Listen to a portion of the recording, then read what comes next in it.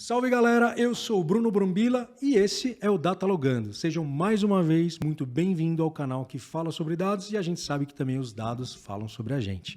Então vamos lá, para a gente começar nosso episódio de hoje, a gente vai falar com a Isabela Marinho, que está aqui de volta para falar sobre o conceito de Data Mesh. Mas antes da gente começar nosso episódio, não se esqueçam de ativar o sininho, receber todas as notificações se vocês estiverem acompanhando o canal pelo YouTube e se vocês estiverem acompanhando por outra plataforma também, como o Spotify, não deixem de seguir o Datalogando para acompanhar tudo o que acontece por aqui. Beleza? Vem com a gente.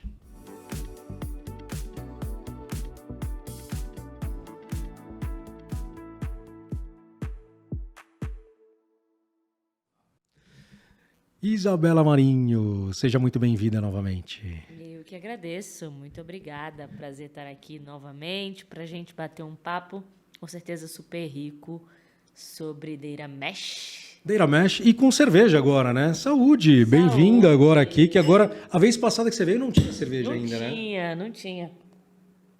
Estamos evoluindo, ó. Então quem quiser patrocinar o Datalogando, quiser trazer comida, tá tudo bem aqui, que eu e a Isa a gente não vai reclamar, né, Isa? Não, nem um pouco. Principalmente depois do trabalho, que esse podcast começa a se gravar às 7 horas da noite. Exatamente. Então a gente sempre traz. É bom trazer essas frentes aí. Até uma bolachinha para não sujar a mesa aí. Isa, vamos lá, meu. Mais uma vez, estou muito feliz em ter você aqui de volta. A gente falou sobre os 2 papos passados, é a terceira vez que você está aqui no Datalogando. A gente falou sobre cultura analítica, a gente falou sobre maturidade, e agora a gente vai falar sobre o conceito de Data Mesh. Fala pra galera aí, o que é esse bicho de 7 cabeças aí que não para de sair? Se você pesquisar em Google ou em qualquer outro lugar, tá todo mundo falando sobre Data Mesh. Conceitua pra gente. Boa, vamos lá. Eu acho que o conceito de Data Mesh vem sido bastante falado, né, nas organizações e nos fóruns sobre dados. Por quê? Porque ele traz uma proposta de descentralizar dados, né? O que isso significa? Significa que que a gente tem uma possibilidade de ajudar o negócio com mais celeridade, ou seja, com mais rapidez, para a gente conseguir prover consultas, né, a esses bancos de dados de uma maneira mais ágil. Mas o que isso significa na prática, né? No conceito anterior, e aí aqui não vou entrar em datas, essas coisas, porque isso o pessoal consegue pesquisar no Google e entender referências, tem livros sobre isso. O objetivo aqui é a gente ser mais claro sobre o conceito, né?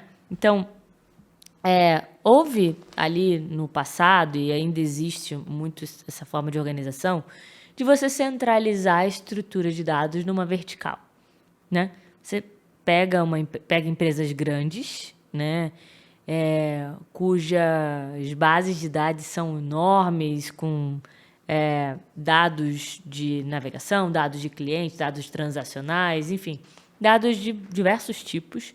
Você monta uma vertical de dados na empresa que concentra esses dados, cuida da governança desses dados e provê esses dados para as áreas que vão utilizar isso para tomar decisão, geralmente as áreas de negócio, né?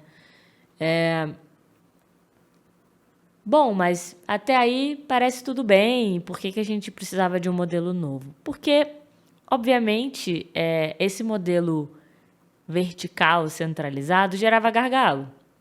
Você precisa dar manutenção numa série de dados diariamente, outros semanalmente. Você precisa fazer carga desses dados, eles precisam estar com a qualidade em dia, você precisa verificar se aquelas partições de dados estão sendo carregadas, se aquilo está funcionando, se não está. E tudo isso centralizado numa única vertical, né, com seus times, tendo de gerenciar e prover e fazer toda a manutenção desses dados para negócios. E aí, prover significa você ter o dado tratado, o dado validado e o negócio pegar aquela base de uma maneira que ele tenha uma facilidade de consumir ou ter os seus próprios times de dados internos dentro de cada área de negócio para consumir essa base de dados que está nessa vertical e construir suas visualizações, seu data viz, fazer seus cruzamentos de dados e tomar a decisão de negócio. Então, você está pondo toda a carga de uma organização, toda a manutenção desses dados numa única vertical. E, claro, você está sobrecarregando times e não está tendo na velocidade necessária que o negócio precisa para tomar aquela decisão. Então, né, a partir dessa necessidade de maior velocidade, até pelo mundo que vivemos hoje, de você precisar tomar as decisões de uma maneira muito rápida, né, criou-se esse conceito de data mesh, em que você descentraliza aquele conjunto de dados de uma única vertical e você federaliza, né? Você coloca esses grupos em determinadas áreas, gerenciando determinados grupos de bases de dados. Então, lá no Itaú, por exemplo, eu lidero uma squad que gerencia bases de dados, né? A gente faz a ingestão de dados dentro do Mesh para bases de Google Analytics e bases de mídia, né? Facebook Ads, Google Ads e outras bases de mídia, para que o negócio consuma de uma maneira mais veloz e cruze com dados transacionais que vão estar centralizados em outro grupo, em outro time que vai estar pondo isso no Mesh também e dando maior celeridade. Acho que o ponto de agilidade de negócio, celeridade, é o ponto fundamental. E eu acho que tem um outro ponto, autonomia, né? Os conceitos de bases de dados pré-mesh demandavam uma expertise de consultas e de queries nesses bancos muito mais rebuscadas. Hoje, com conceitos de data mesh, você consegue permitir que negócio faça queries mais simples. Você pode ir lá, a gente até tem no time, né? O time criou isso, não é mérito do time, né? nem é mérito meu, mas criou, por exemplo, um Query Builder, né? Que eles criam várias queries, como se fossem queries default, que todo time de negócio vai precisar utilizar. Só com algumas variações. Algumas variações, você aplica seus filtros e o negócio mesmo faz aquela consulta. E você garante que você está pegando de uma única fonte. Que isso de uma única fonte. E você está... Uma ou várias, mas garantindo que é a mesma fonte. Você pode cruzar, você pode fazer um join de tabelas ali, né? Se a pessoa tiver um pouco mais de proficiência em consultas, né, de banco de dados, ela pode fazer os próprios joins, ela pode fazer um ETL, ela pode construir essas visualizações dentro de uma conta consumer. As visualizações não, ela pode construir esses ETLs dentro de uma conta consumer. Ela pode fazer isso dentro de uma plataforma de viz, né? Um Tableau, um Looker, um AWS QuickSight, enfim. Pode construir essas visualizações com muito mais rapidez, agilidade e consumindo isso desses fornecedores que gerenciam, governam e dão sustentação a essas bases de dados que elas precisam. Então, ali no meu time, as pessoas governam, o time governa a base de analytics e de mídia, né? Então, os consumidores dessas bases vão lá, pegam o Query Builder, construem a query, pegam as consultas que eles precisam para construir suas visualizações, vão lá no outro time que fornece as bases transacionais, né, de propostas de novos clientes, de quem abriu conta, de quem fez determinada coisa, também constrói essa visualização. Então, o objetivo macro dar celeridade de negócio, ajudar, facilitar, chegar mais rápido essa tomada de decisão, tirar das costas de uma vertical de dados só o peso de gerenciar um mundaréu de bases de dados e sustentá-las, né, que não é simples nem barato. Sim. Tem também um fator econômico, você consegue reduzir custos de uma maneira absurda, porque as maneiras de armazenamento que você tinha, né, nos antigos centros de dos data lakes anteriores, né, dos centros de base de dados, eram absurdos, né? Hoje você consegue fazer isso dentro de nuvem, a gente faz isso tudo dentro de um ecossistema de AWS, outras pessoas usam outros ecossistemas de nuvens, mas você faz lá dentro, você constrói a sua ingestão de dados lá dentro, você mantém o seu armazenamento ali e você paga por uso. Exato. Você paga por quanto você consome, você paga pela aplicação que você está usando, né? E é uma coisa mais pago pelo que uso e uso o que preciso. É o consumo, né? Exato. É o consumo. Acho que é uma lógica de mercado que veio aí em diversas frentes. Acho que a Amazon acertou muito em fazer isso, né? E várias outras empresas também fazem dessa forma. E permite, né? Permite, então, escalabilidade. Você consegue fazer auto-scaling, você consegue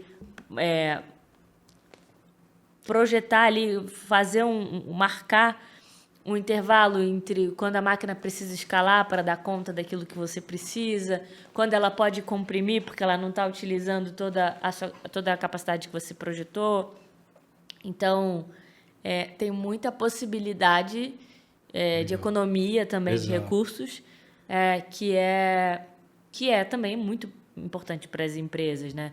Sobretudo para as empresas que investem em armazenamento de dados de maneira robusta, tem Sim. muitos dados para manter armazenamento, pagar por isso, né?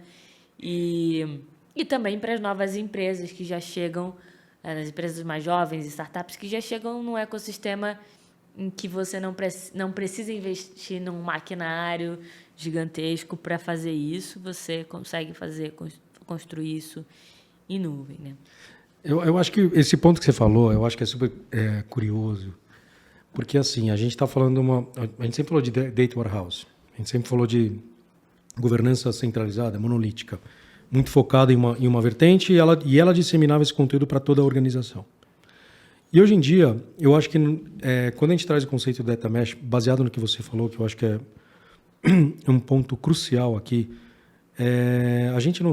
O data mesh nada mais é do que uma atualização também do cenário que a gente está vivendo. Se a gente está falando de tomada de decisão, como você verbalizou isso algumas vezes, se você tiver um data warehouse, a tua tomada de decisão, consequentemente, vai ser um pouco mais demorada. Por quê? Ele tem que atender todas as outras áreas e não somente a sua área.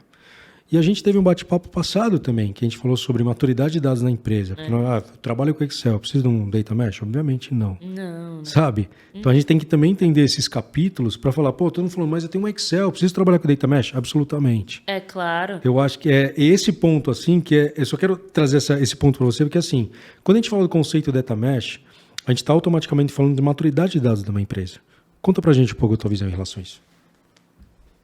Vamos tentar tangibilizar isso, né? Tem trabalho numa organização que tem quase 100 mil colaboradores, né? Fora de dados, o que tem isso daí, e cada área tem a sua demanda. E a gente fala de dados, né, transacionais de cliente, a gente fala de dados de navegação desses clientes com as plataformas. Você pode atender diversas frentes, né? Você pode atender times que estão construindo campanhas de marketing, você pode falar com quem está provendo, quero entender quem é o cara que tem mais propensão a negociar uma dívida. Enfim, tem uma série de coisas, de dados que você pode imaginar dentro dos diversos produtos que se vendem numa organização do tamanho do Itaú. Então, com certeza, a gente está falando de uma estratégia que serve a grande volume de dados e que serve a volume de dados que servem em diversas áreas. Porque se eu também tiver um grande volume de dados que serve somente ao CEO, né, não faz sentido nenhum ter um data mesh. Estamos falando... E até startups que devem ter áreas ainda que são muito growth, são muito relacionadas a isso, talvez não seja um cenário hoje para você ter talvez não seja, mas... O importante é a gente saber que você tem que ter um número de dados eficiente, áreas que vão ter cada um a sua importância para aqueles dados, que, por exemplo, se eu trabalho numa área de vendas, é diferente de quem trabalha numa área jurídica. Claro. Entendeu? Então, a hora que você tem essa diferença de áreas, a gente sabe que cada um tem as suas necessidades. necessidades. E eu acho que é sempre bom a gente frisar isso. todo conceito novo, todo produto novo, né? Pensando no Data Mesh como um produto de dados, ele vem de uma necessidade. Sim. Né? E acho que cada vez mais eu escuto essas provocações sobre produtização, sobre novas features, funcionalidades de produto e o quanto que elas precisam ser realmente necessárias para o usuário, ou ainda que não sejam necessárias, mas que sejam úteis de alguma forma para o usuário, né? Elas não estão ali, que elas tenham menos um papel de perfumaria e mais um papel de utilização. E eu acho que o Data Mesh, ele vem endereçar essa dor das empresas que trabalham com grande volume de dados e que trabalham com áreas diversas que dependem dessa manutenção de dados. Perfeito. Né? E acho que vem também numa necessidade de trabalhar a autonomia de negócio para cada vez mais consultar e ser um agente ativo nessa cultura de dados. E aí até outro dia, né, a gente estava conversando aqui nos bastidores, antes de começarmos a gravação, sobre uma conversa que surgiu no LinkedIn, né, uma pessoa que é referência em dados, uma pessoa que eu sigo, admiro, né, não, de forma alguma isso é um problema. Pelo contrário, foi uma inspiração para a gente falar sobre Data Mesh hoje. Né? É uma discussão saudável, né? Acho que as discussões elas precisam acontecer para a gente pensar também no propósito das coisas, se a gente está investindo energia em algo que realmente faz sentido. Sem dúvida. Então, ela fez uma provocação de que Data Mesh era uma bobagem, que na maior parte do tempo a gente precisa do dado puro e simples para tomar a decisão e que Data Mesh era um conceito pueril. E eu acredito que talvez essa pessoa esteja muito familiarizada com empresas menores, em que realmente o conceito de Data Mesh não se aplica. E é por isso que a gente precisa entender a aplicabilidade das coisas. E é por isso que eu trouxe esse tema, porque você pega uma empresa pequena tentar fazer um Data Mesh, realmente não faz sentido. Não faz, é muito investimento de tempo. Exatamente. Né? E de recursos, de pessoas, enfim. Tem muita... Então, a gente precisa pensar no porquê daquilo, né? É claro.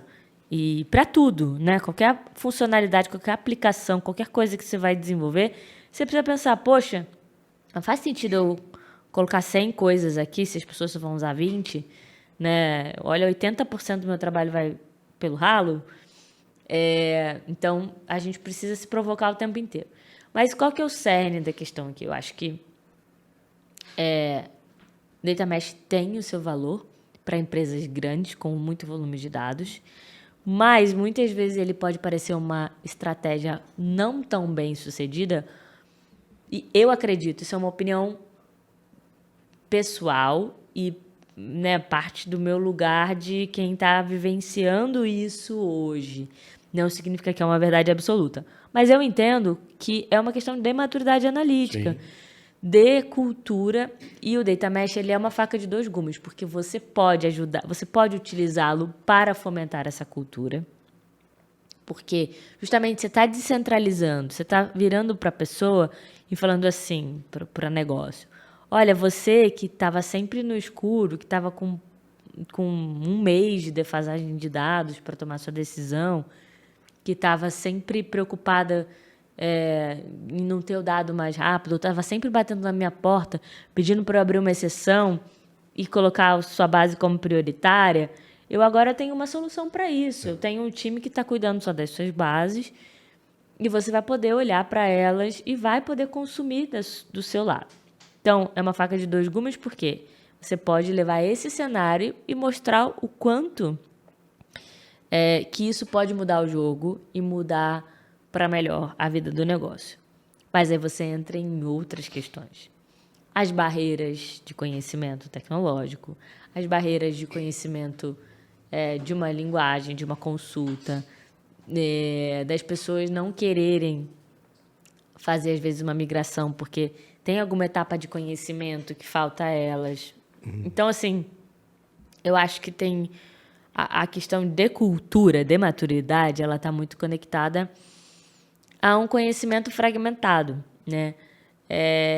E, né, lá no banco eu vejo bastante incentivo hoje a negócio, aprender SQL, aprender alguma linguagem de programação para fazer consultas simples. E ninguém está dizendo que você queira que o cara seja o bambambam do código. É você saber resolver o teu problema ali. Né? Não é você, tipo, eu preciso refatorar um código de 10 mil linhas.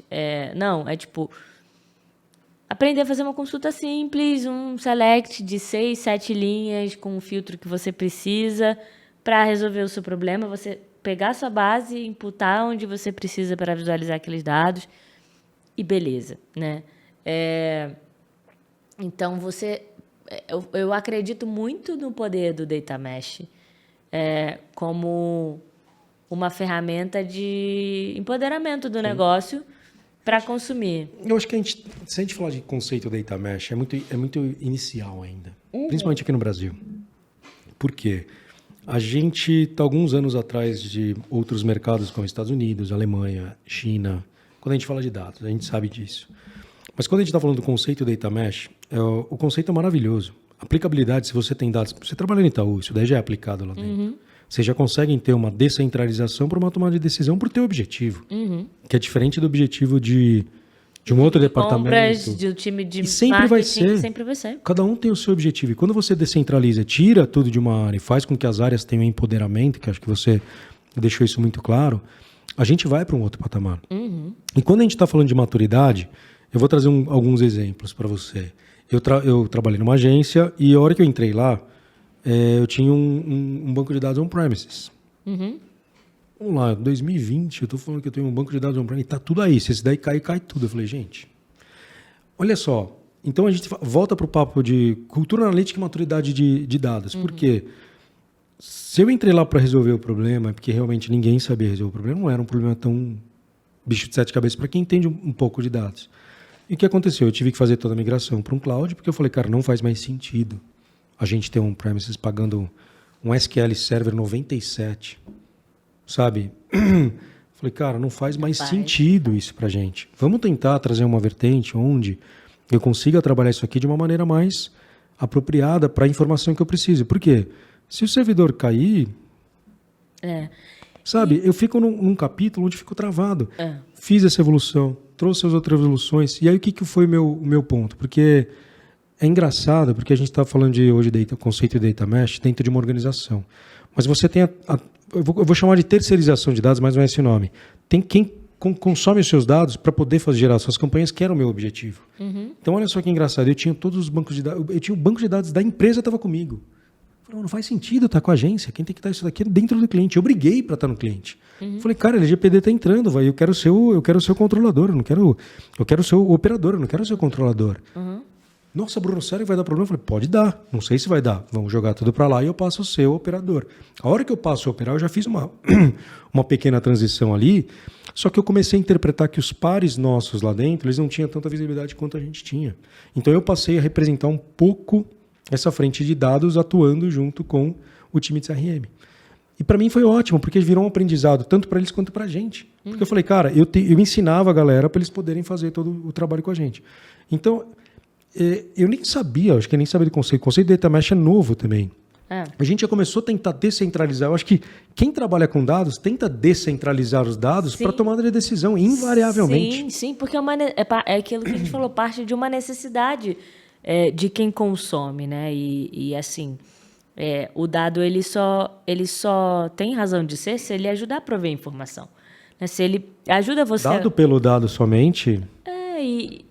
E para tomar decisão, né? Se o cara confia naquilo para tomar decisão, ele confia em olhar aquilo e fala, tomei decisão, posso tomar decisão, posso confiar nisso aqui e mudar minha estratégia orçamentária de investimento de mídia, minha estratégia de pessoas, minha estratégia...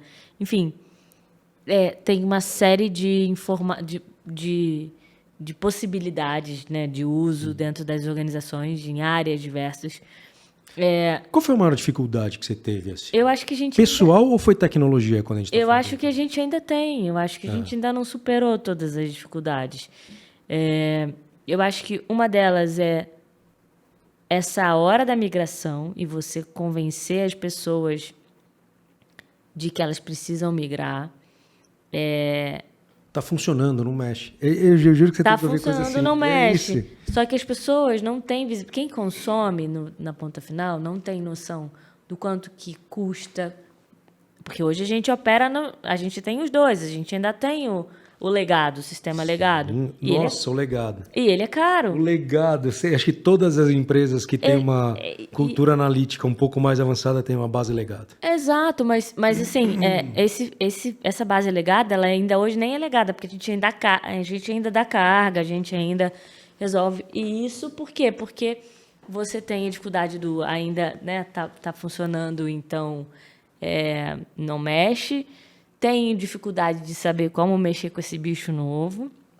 Por mais que você faça treinamentos, por mais que você tenha uma documentação bem feita, bem entregue, todos os caminhos são pensados, né, para servir esse consumidor. Porém, tem uma resistência muito grande por isso, porque é o novo, é diferente. Ah, então agora eu vou precisar fazer consultas. Ou, beleza, a pessoa que já fazia consultas, já estava familiarizada com isso. Ah, agora eu tinha tabela assim, agora eu não vou ter tabela assim, vai ser assado. E eu acho que tem falta de conhecimento sobre essas coisas, do quanto que isso gera custos para a empresa a mais, do quanto que... e do quanto que aquilo, uma vez que ele aprenda aquele mecanismo, quanto aquilo pode melhorar o dia a dia dele. Inclusive de manutenção, que hoje é muito mais fácil você dar manutenção nesse sistema do que no sistema anterior. Agora, eu acho que a dificuldade está aí, mas eu acho que, até eu estava fazendo uma reflexão sobre isso essa semana, que a gente vende, né, de uma maneira muito... a gente vende, mas não é... acredito que a gente ainda não é bom vendedor disso. Eu acho que está muito conceituada bem.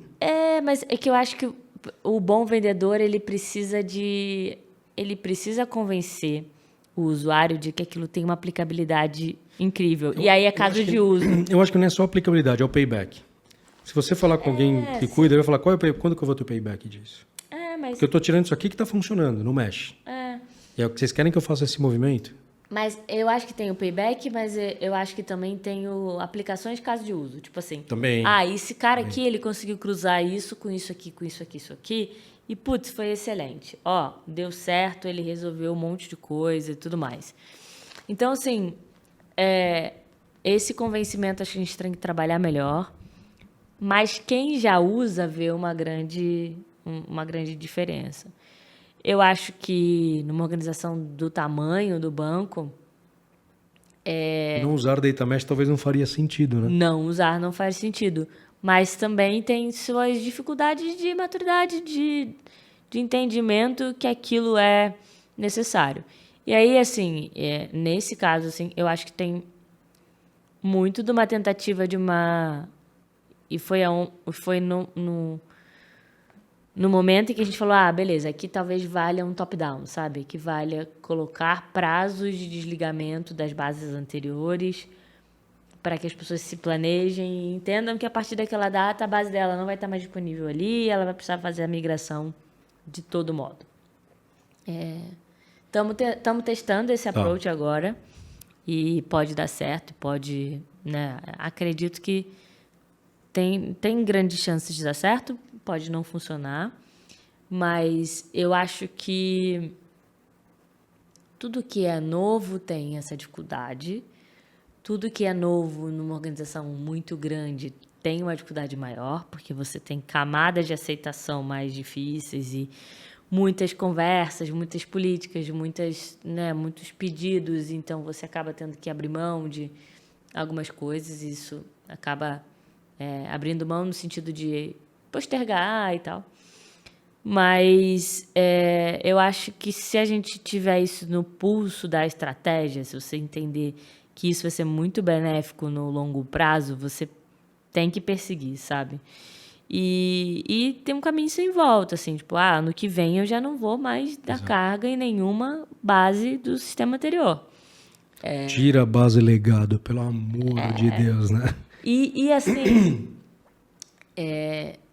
Acho que faz parte de entender estratégia no longo prazo. E nem sempre o consumidor final vai entender isso, vai de uma maneira simples. Às vezes você vai fazer um exercício para entender, mas algumas vezes você vai ter que falar, ó, gente, o sistema vai acabar, vai ser assim, e procurar os Não é líderes. nenhum bicho de sete cabeças. A gente já viveu isso aí, não é nenhum bicho de sete cabeças. Existe uma readaptação. É que eu acho um que prazo tem pra um isso, prazo, e- tem aquele prazo sempre da gordura, né? Igual o imposto de renda, do tipo, eu tenho até o fim de maio para entregar, então eu vou entregar no dia 30 de maio, sabe assim?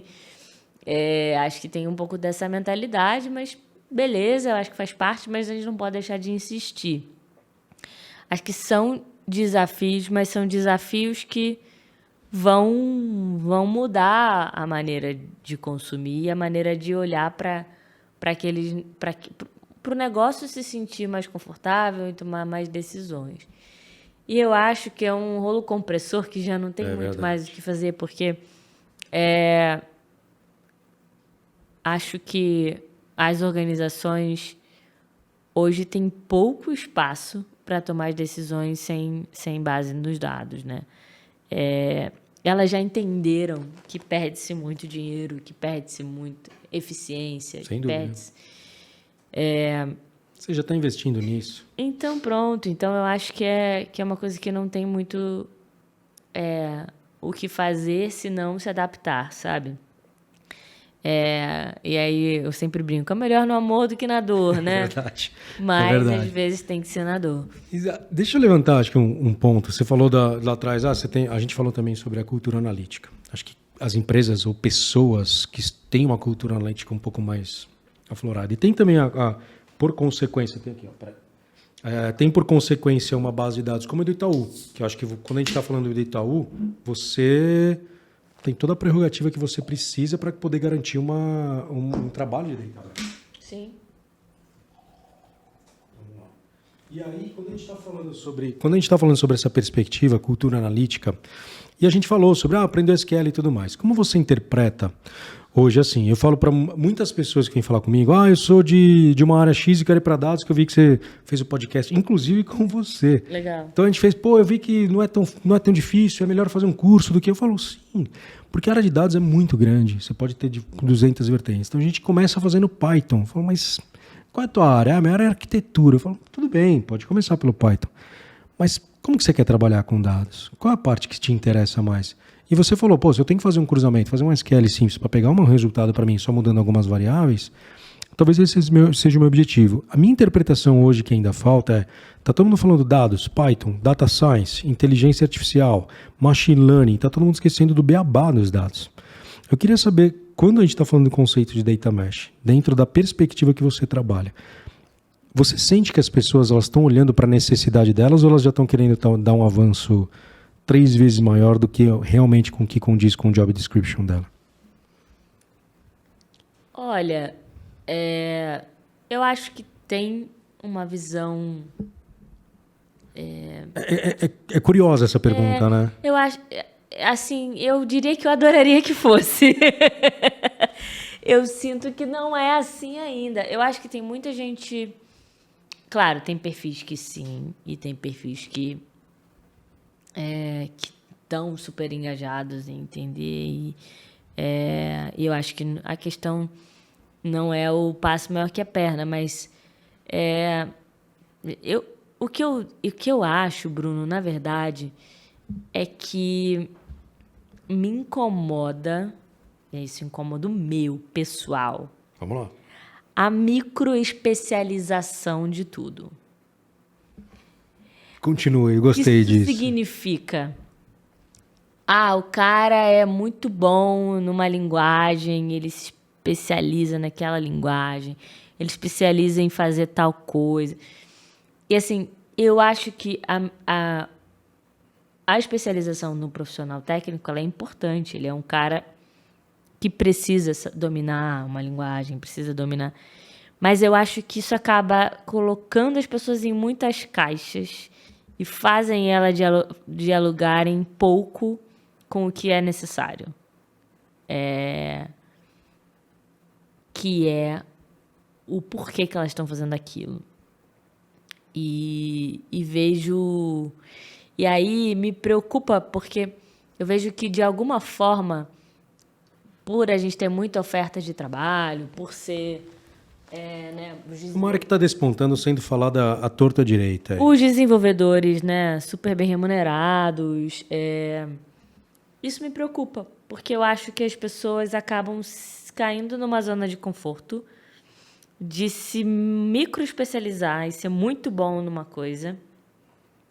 E a gente cai num problema de topologia de time também, que é você ter pessoas muito especializadas numa coisa e você precisa delas, porque elas sabem fazer determinada coisa, né?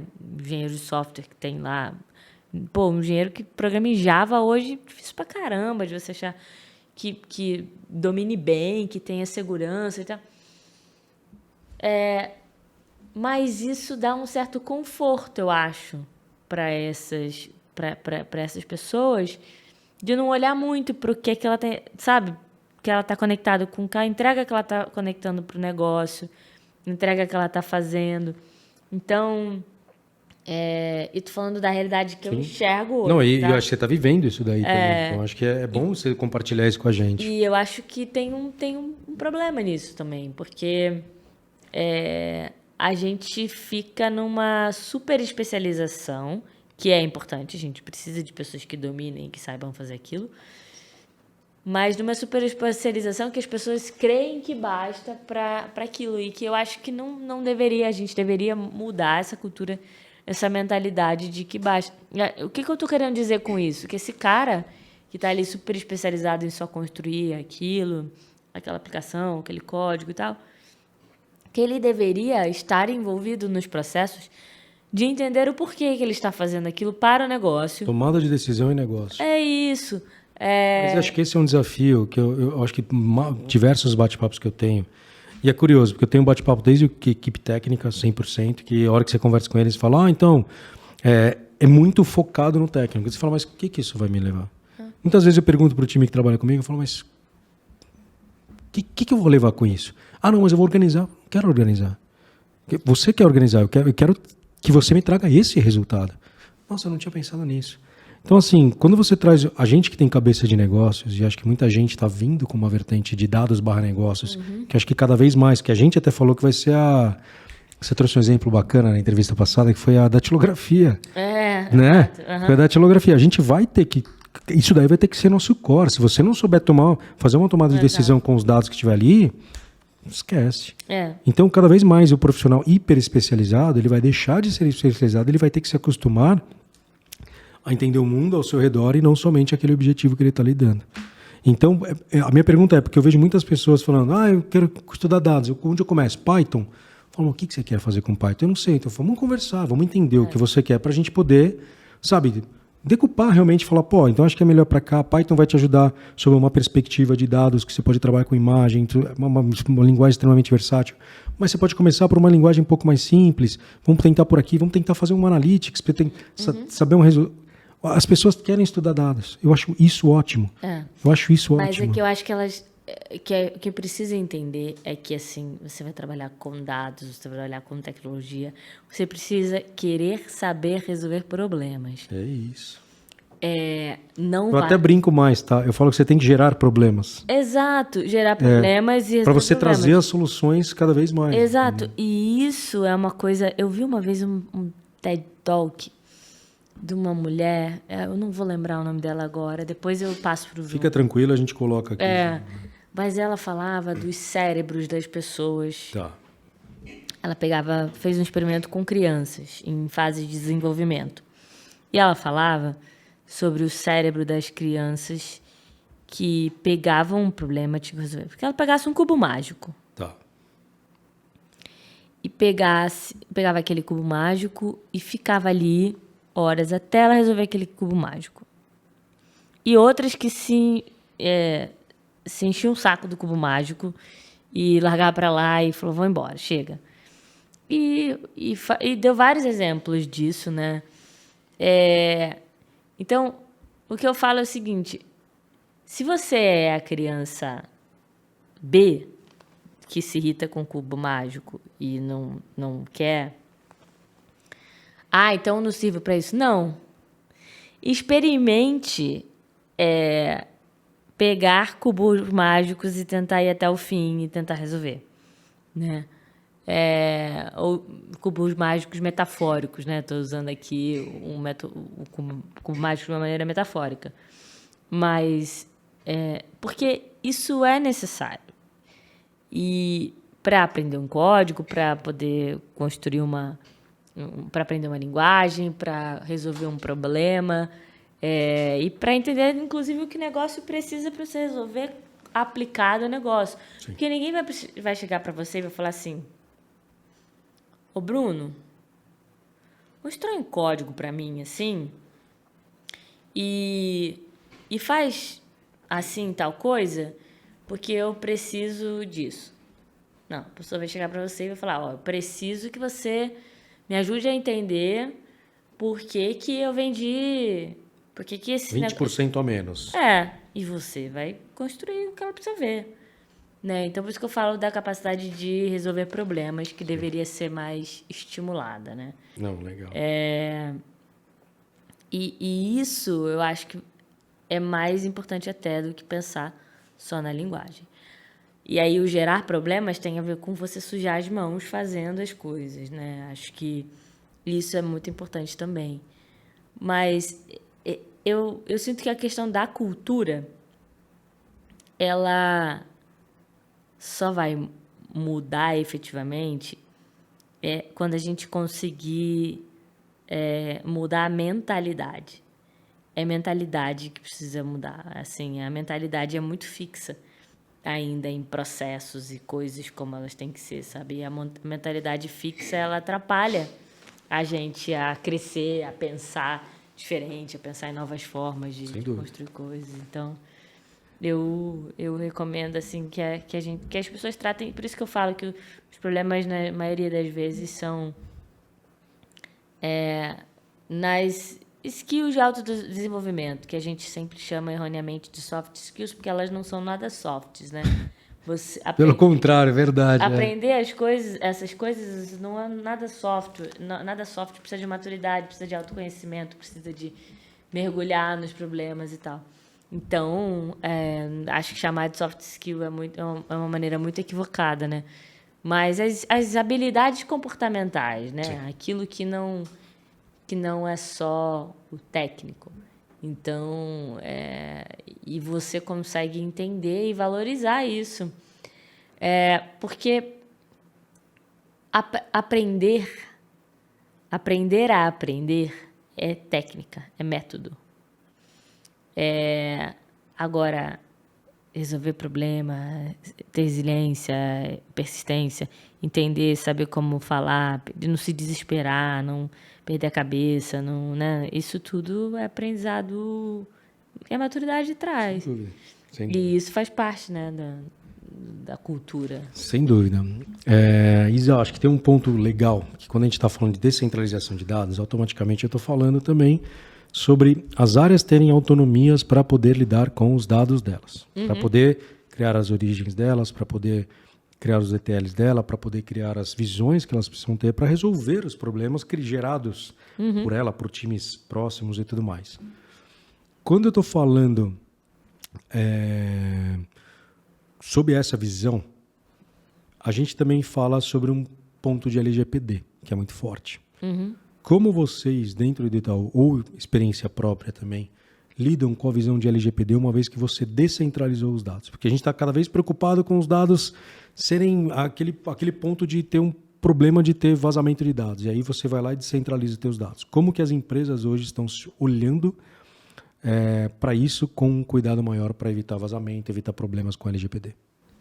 Acho que o primeiro ponto são os guardrails que as áreas de tecnologia têm que construir, né? O Itaú tem muito guardrail.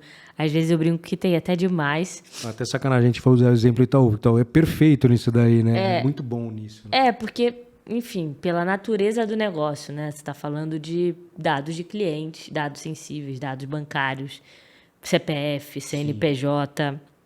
Então, eles são bastante cuidadosos com com toda essa possibilidade, às vezes a gente quer fazer uma coisa que a gente sabe que não vai dar problema, que a gente sabe que né, não vai colocar nenhum risco de exposição, mas você tem que passar por um processo burocrático porque quer se garantir de que nada vai vazar. Mas eu acho que tem, né, pensando num ambiente que não é um ambiente financeiro, né, pensando em outros tipos de empresa, tem muitas possibilidades de criptografia, né, de usar hashes, Controla de isso. usar... Isso ainda é centralizado ou também descentralizado esse controle? Isso também é descentralizado, né? Você tem a possibilidade de usar hashes, né? E evitar esse uso de dados PII. Dentro do próprio Google... Explica pra galera o que é hash. Hash é hashear um dado. O que é hashear um dado? É você colocar uma camada ali em que você está... é como se você tivesse... colocando uma capa invisível do Harry Potter ali, ou que você estivesse embaralhando aquilo, uma mensagem, aquela informação, para que ela não chegasse da maneira que né, para evitar exatamente vazamento de informação. Você tem possibilidade de, né, os dados PII, né, que são os dados que identificam as pessoas, né, esses dados PII, que são um CPF, um número de telefone, um e-mail, um endereço, né? Que sempre precisam estar nessa camada com esse hasteamento. Então, tudo isso, né, precisa ser levado em consideração. E, por exemplo, eu preciso usar uma base super importante para construir uma visão lá em uma das squads que eu trabalho. E tem dados de parceiros do banco, por exemplo, companhias aéreas que têm parceria com o banco e... né? Vocês lidam muito com dados terceiros ali também, né? Também. Você tem que emitir cartão para o Latam. Exato. Que é, obviamente, emitido pelo Itaú. Exato. Então, por exemplo, eu não posso usar bases de dados que têm dados de parceiros, justamente para evitar coisas assim. Então, o que eu posso é construir uma view desta tabela em que eu vou excluir dados de parceiros, vou usar dados que são proprietários do banco e democratizo essa visão dentro do mesh e aí assim posso consumir, sabe? Então tem muito desses guardrails, sobretudo com dados de terceiros dentro de parceiros, né? Que é ainda mais sensível do que os dados que são concedidos ao banco, porque o banco já tem ali toda a sua camada expertise de criptografar isso, e ter tudo isso mais sob controle, né? E agora, eu acho que tem muitas possibilidades e hoje é muito simples, né? Por que eu digo que é muito simples? Eu digo que é simples porque tem documentação.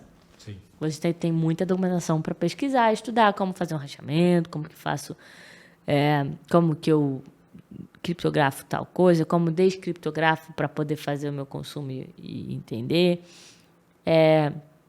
Então, tudo isso é importante a gente saber que hoje nós temos fontes, né, de informação. Hoje isso, obviamente, deve ter sido um problema lá atrás, mas hoje para vocês já não é um problema quando a gente está falando de LGPD, porque é super claro para dentro das áreas, quando a gente está falando dos dados descentralizados, essa perspectiva. Então, você está lidando com um dado hasteado, que você não vai saber o ID correto, mas você vai saber... você vai saber mais comportamental nesse caso. Exato, você usa, né? Até tem, né, tabelas que você pode fazer uma match table de criptografar para fazer uma análise pontual, mas tem muitas aprovações e camadas burocráticas que você precisa fazer para ter esse tipo de acesso, entendeu? Então... Mesmo aqui, colocando cerveja e falando no microfone. Exato. Né? Mas, então, assim, eu acho que tem muitas camadas de proteção no banco. É um ativo que eles precisam, né? Confiança do... E o banco acredita hoje nessa visão do Data Mesh como a perspectiva? Tudo bem que vocês já trabalharam tudo isso. Vocês acreditam? Vocês têm uma visão? Vocês têm uma visibilidade que isso, como futuro, vai gerar bons retornos para vocês? Eu acredito que a alta liderança do banco acredita nessa estratégia porque investe-se nela, né? Você tem um time, né, não só numa das squads que eu lidero, mas em outras áreas do banco. Tem times especializados, profissionais dedicados, investe muito em conhecimento, em estudos, assim, isso é uma coisa que me impressiona muito positivamente no banco. O quanto se investe em educação, de tecnologia lá dentro, assim, é uma coisa surpreendente e positiva. Conta um pouquinho pra gente ficar com inveja aqui, porque Cara, o acessos... Itaú, eu vejo que é o cenário, todo mundo que eu falo do Itaú, tudo que se fala de dados parece que uma escola lá dentro. Se você quiser fazer cursos e tudo mais, eles têm esse incentivo. Tem tudo, muito assim, forte, tem né? acessos gratuitos liberados para plataformas de escolas, né? Tipo Alura, Udemy. Eles têm várias parcerias com a Terra para formar pessoas. Se eles não estão pagando ali para as pessoas, eles têm um baita desconto para quem quiser fazer os cursos. Tem trilhas customizadas para o próprio banco, dentro do The Grid, que é uma plataforma que eles têm, em que você pode mensurar seu conhecimento e ver onde está. Eles liberam muito voucher para o pessoal tirar certificação de AWS, fomenta grupo de estudos lá dentro, no horário de trabalho, forma turmas. Um menino do meu time, eu deixei ele 3 meses alocado, estudando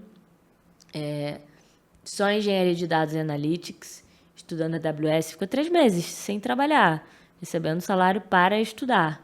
Agora vai mais uma pessoa do meu time, vai ficar um mês Esse estudando. É maravilhoso que o Itaú faz, cara. Um mês estudando AWS ela vai ficar. Então, assim, isso é muito bom. E é um incentivo do banco e eles reforçam.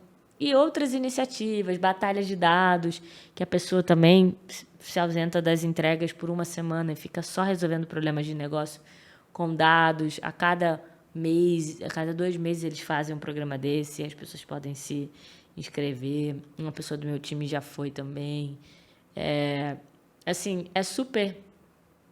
É muito interessante ver como que se fomenta essa cultura, ver como eles valorizam o aprendizado e investem grana nisso, que é o mais importante, né? Sem dúvida. Não tá lá só falando para as pessoas fazerem, mas está bancando, fomentando, trocando horários de trabalho para a pessoa estudar. Então, isso é... Legal. É muito bom. Isa, eu tenho uma última dúvida também agora que me veio na cabeça.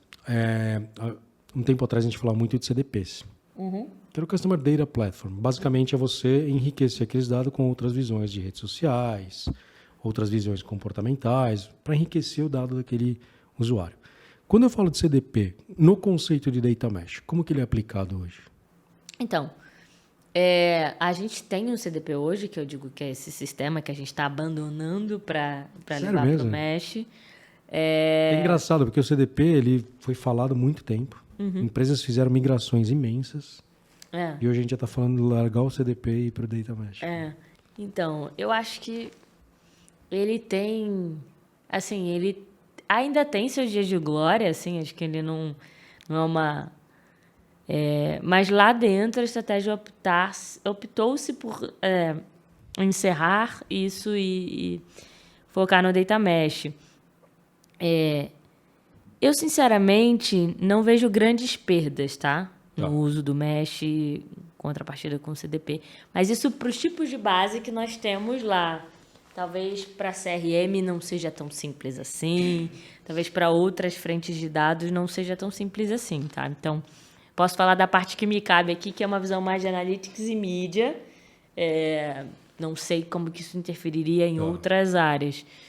Mas eu também vejo como...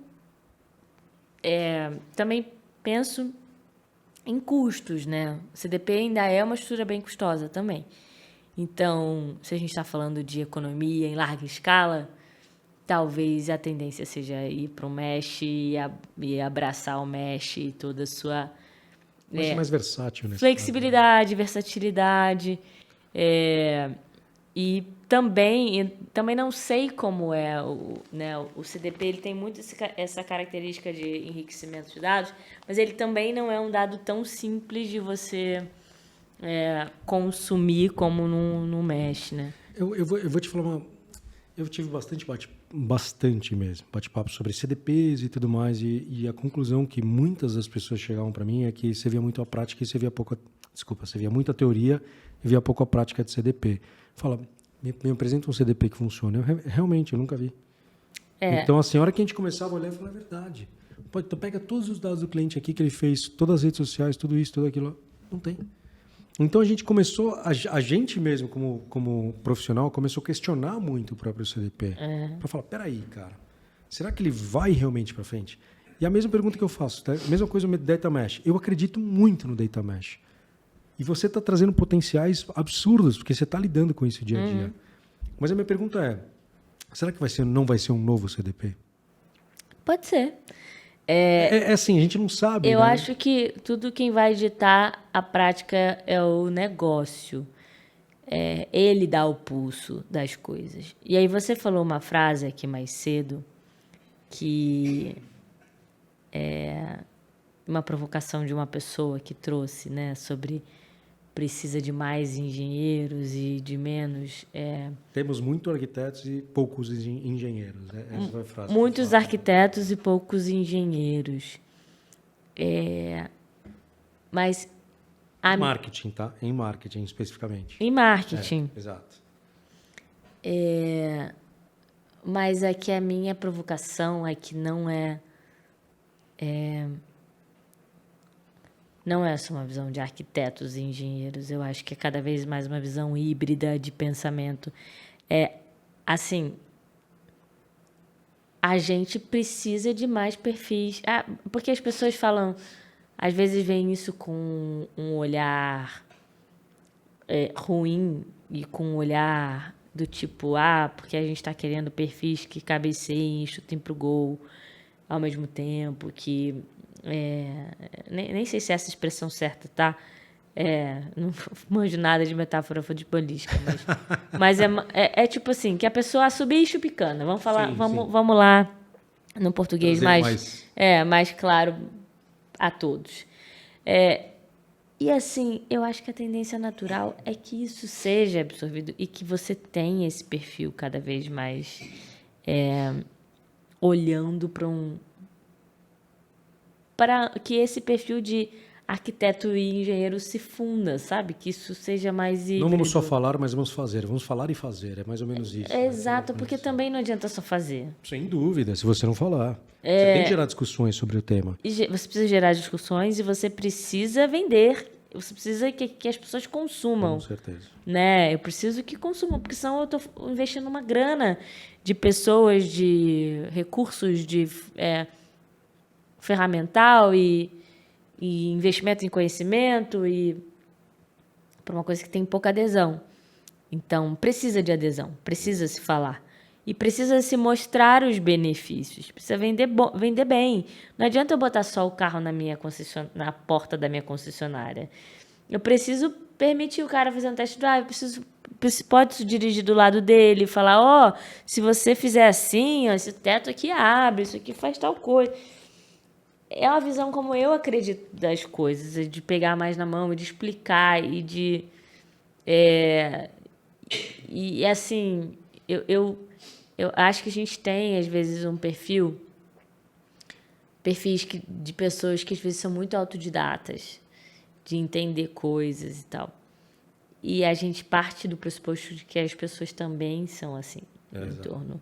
Verdade. E a gente tem que ser mais explicativo, a gente tem que falar mais, a gente tem que trazer o óbvio, né? O Nelson Rodrigues chamava de óbvio ululante, né? Também precisa ser dito. Também precisa ser dito. Exato. E precisa ser explicado. E o óbvio não é óbvio, não, tá? Porque isso que a gente está falando de que parece óbvio não é nada óbvio. Precisa de estudo, de entendimento e tal. Então, eu acredito muito nessa fundição de perfis. Acredito nesse hibridismo de perfis. Acredito e que a gente vai ter de forçar uma curva ao longo do tempo, claro, não é da dia para a noite, para esse hibridismo de funções. Não é fácil. Não é. Você precisa trabalhar um monte de coisa, e aí, por isso que eu falo, você precisa de perfis abertos. Abertos à mudança. Sem dúvida. Eu acho que, assim, se eu pudesse montar um time do zero hoje, eu contratando esse time do zero, com certeza, a primeira coisa que eu ia testar é o quão aberta é a mudança, se as pessoas são ou não, sabe? É verdade, né? É bem mais do que capacidade de execução e tudo mais. Assim, eu acho que se eu pudesse hoje seria isso, porque no fim a abertura e a mudança e a possibilidades muda muito o jogo também. Exato.